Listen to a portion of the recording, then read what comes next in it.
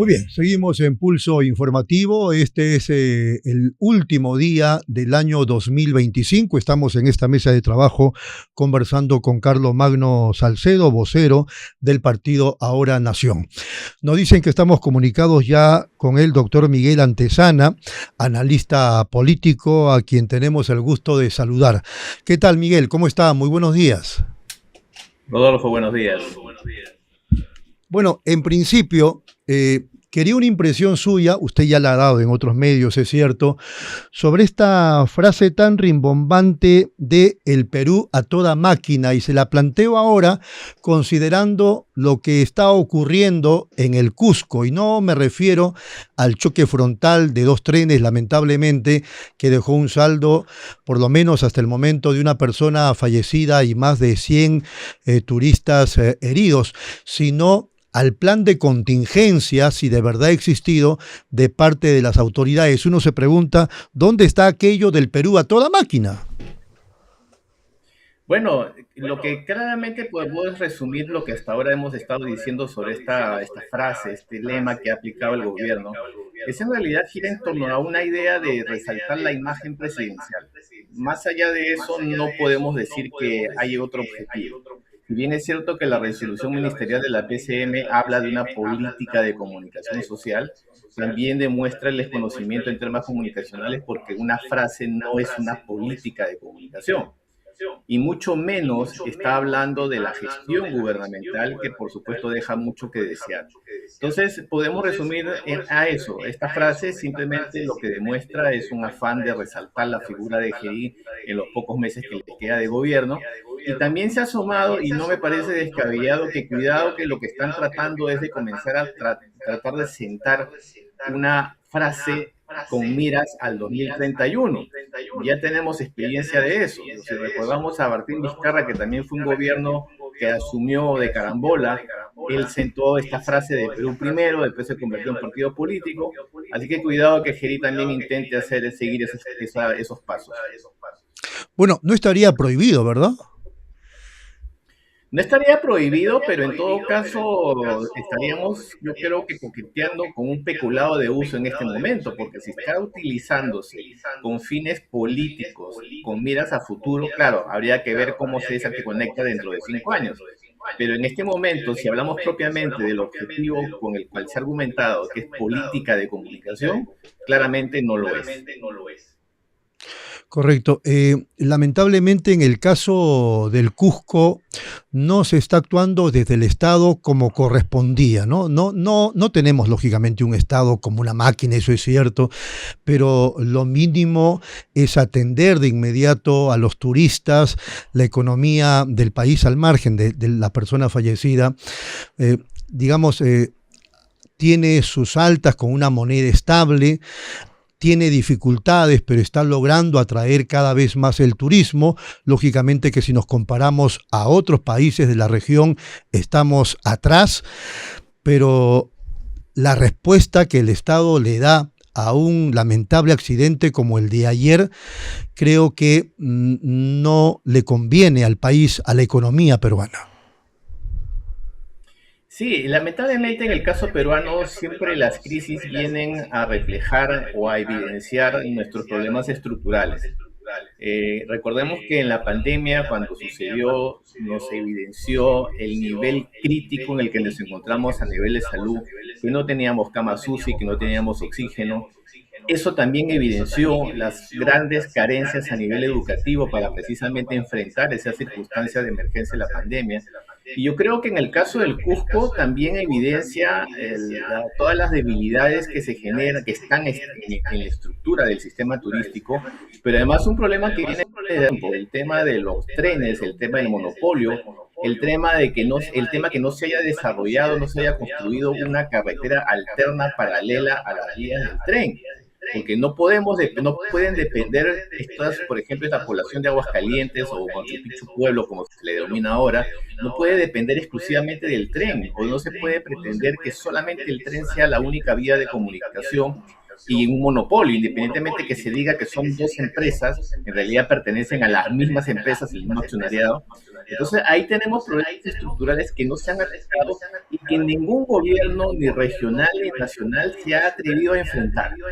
Yo creo que esta crisis evidencia precisamente esas raíces estructurales, no solamente la situación puntual de atención a los turistas, a los heridos y los lamentables fallecidos que ha habido, sino también esta situación que afecta al turismo en general.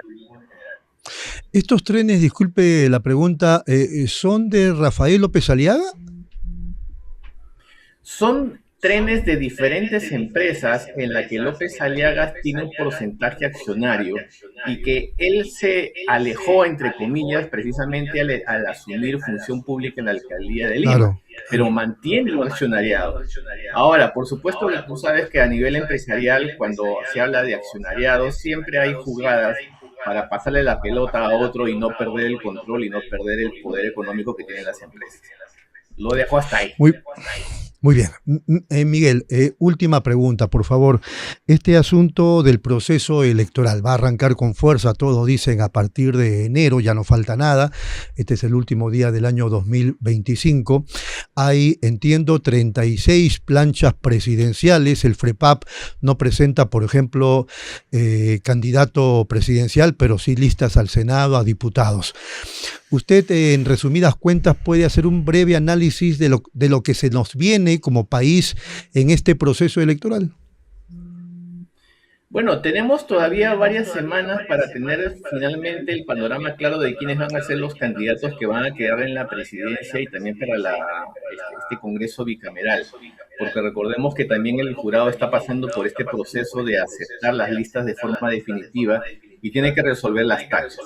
Digamos que un par de semanas, 3 semanas a lo mucho, entonces ya deberíamos tener esta lista definitiva para saber con quiénes nos quedamos en las opciones electorales.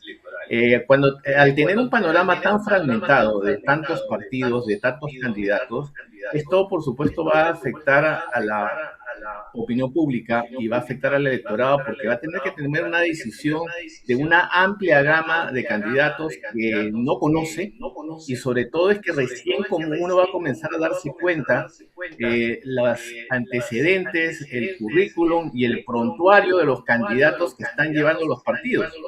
Y muchos de estos partidos, sobre todo los tradicionales, están llevando de cabeza de lista a los mismos congresistas, a los mismos políticos que rechaza la población, lo cual nos hace avisorar pues que el Congreso que tengamos, el bicameral, podría ser más de lo mismo. Y ese panorama, por supuesto, no es nada alentador, no es nada halagador. Yo creo que eso a nivel de la política peruana nos afecta muchísimo, porque ya tenemos un altísimo grado de descontento y de rechazo a lo que es todo lo que refiere al poder legislativo. Así es. Miguel, ha sido usted muy amable, muchas gracias y un feliz año 2026. Muchas gracias, feliz año también para ustedes. Muy gentil. Muy bien, lo del Cusco, lo interrumpí, Carlomagno. Sí, bueno, estábamos analizando el rol del Estado, pero también me quedé un poco con el comentario de Miguel Antezana que hacía respecto a la pregunta que le hizo del lema que ha sacado el gobierno, que no me queda claro que sea del gobierno, ¿no? Es verdad que cada gobierno, digamos, escoge un lema. El gobierno... a eso lo sacó de una canción, dice usted. A lo que voy es que todo gobierno, digamos, trata de, en un eslogan, resumir cuál es su idea central por la cual quiere que se le identifique, ¿no? Yo tuve la oportunidad de estar en el gobierno de Francisco Sagasti, que también fue un gobierno que asumió las riendas del Estado luego de una crisis política. ¿Cuál era el eslogan? El eslogan era Gobierno de Transición y Emergencia. Porque eso es lo que significaba. En ese momento, faltando tan pocos meses, fue un gobierno de 8 meses, en medio de una pandemia y en un contexto electoral se dijo, oye, no, lo que puede hacer este gobierno es, número 1, asumirse como gobierno de transición.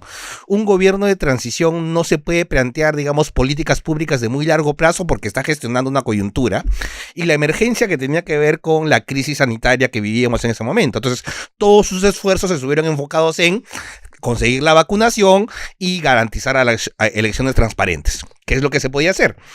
Porque además un gobierno en los últimos meses ya está de salida. Entonces que el actual gobierno diga a toda máquina, es evidente que eso está muy vinculado a la figura del presidente de la República, que ¿no? De manera jovial, ¿no? Ha vinculado ese término a su figura personal, no a la del gobierno. Una cosa es el presidente, otra cosa es el gobierno. Pero asumamos que fuera verdad que pudiera atribuirse al gobierno. Un gobierno al que le quedan 6 meses, ¿va a poder ser un gobierno a toda máquina? Cuando ni siquiera en los 2 meses que ya tiene este gobierno ha podido amenguar en lo más mínimo, por ejemplo, la grave crisis de inseguridad. No, y además ya admitió que no le va a poder ganar a la inseguridad. Entonces, obviamente, ¿a toda máquina qué? O sea, digamos, hay una brecha gigantesca entre un gobierno, entre comillas, a toda máquina y lo que en realidad va a poder hacer. Lo cual nos lleva a suponer que más bien esto tiene que ver con una estrategia más individual. Algo, digamos, de utilizar esto, vincularlo directamente a la figura presidencial actual, pensando seguramente a futuro. Muy bien, nos vamos un ratito a la pausa, ¿está bien? Y regresamos para continuar con Carlos Magno Salcedo, que está hoy como co-conductor del programa, y luego esperamos conversar con Jorge Manco Saconetti, investigador de la Universidad Nacional Mayor de San Marcos.